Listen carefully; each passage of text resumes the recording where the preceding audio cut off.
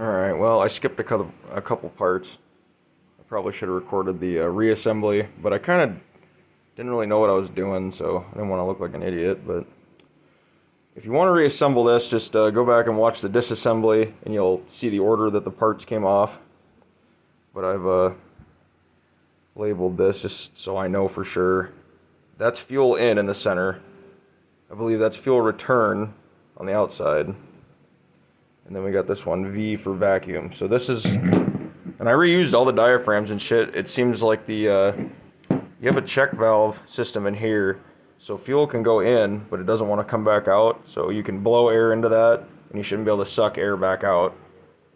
And the response is way better unless, versus like testing on this side. If you blow into this and suck back out, you'll actually get a lot of leakage. But if you do it from this end, which is the way it's going to work, I think, you're good.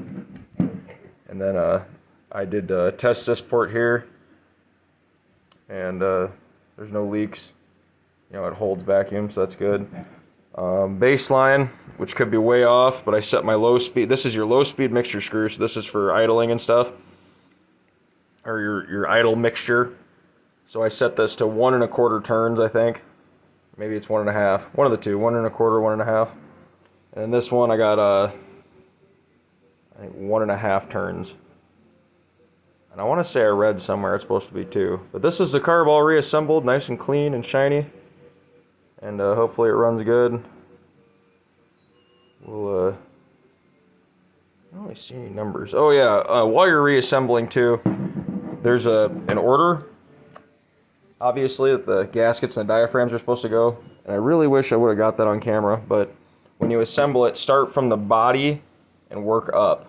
Because I started backwards, you know, and started stacking shit from this plate and working that way, and it just was not going to work out.